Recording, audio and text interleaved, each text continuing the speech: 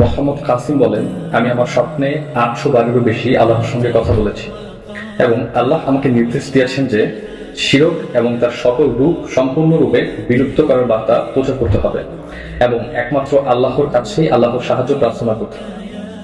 যখন আমরা শিরক এবং তার সকল রূপ যেমন মূর্তি, হার্ড কপি, ফটোগ্রাফ, রাস্তার বিলবোর্ড, মানব ও প্রাণীর ছবি, পোস্টারের ছবি, রাস্তাঘাটের দেয়ালে অঙ্কিত চিত্র, বাড়ি, অফিস ও আদালতের দেয়ালে টাঙানো ছবি, সাজানো বিভিন্ন প্রাণীর মূর্তি ইত্যাদি সম্পূর্ণরূপে অপসারণ করব, তখনই আল্লাহ মুসলিম উম্মাহকে সাহায্য করতেন।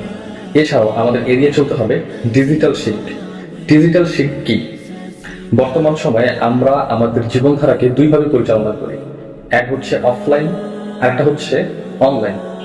অফলাইনে আমরা যেমন যে কোনো ছবি, এটা যদি ঘরের ভেতরে যে কোনো ছবি, মূর্তি, যে কোনো কিছু ঘরের মধ্যে টানিয়ে রাখি যেটা সবসময় দৃশ্যমান দেখা যায়, তাহলে এটা শিরকের উপরে শিরকের অন্তর্ভুক্ত হবে। কিন্তু আমরা যদি আমাদের প্রয়োজনীয় ছবি সেটা যদি সবসময় দৃশ্যমান করে না রাখি, যে সেটা স্বাভাবিকভাবে দেখা যায় না, এবং আমরা যদি সেটাকে কোনোভাবে ঢেকে রাখি, আলমারির ভিতরে রাখি বা এমনভাবে রাখি যেটা সবসময় দেখা যায় না এবং প্রয়োজনে সেটা বের করতে দেখা যাবে, তাহলে সেটা শিরকের অন্তর্ভুক্ত হবে না।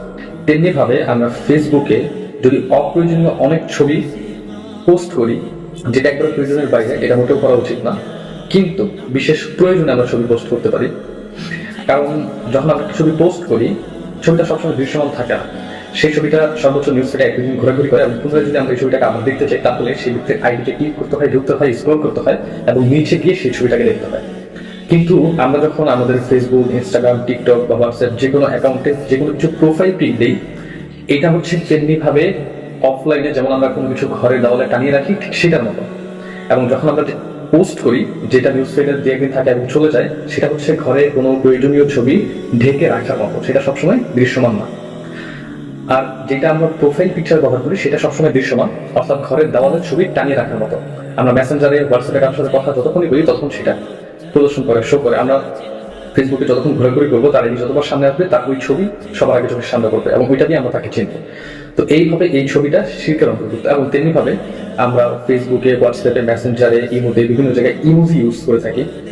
সেই ইমোজিগুলো শিরকের অন্তর্ভুক্ত, কারণ এগুলো আমরা অপ্রয়োজনীয়ভাবে সারাদিন অনেক পরিমাণে ব্যবহার করি, যেটা কোনো প্রয়োজন নেই। কারণ যখন ইমোজি ছিল না তখন আমরা আমাদের মনোভাব প্রকাশ করছি, ইমোজির প্রয়োজন হয় এবং আমাদের পর্যাপ্ত পরিমাণ ইমোজি সারাদিন ব্যবহার করতে হয়।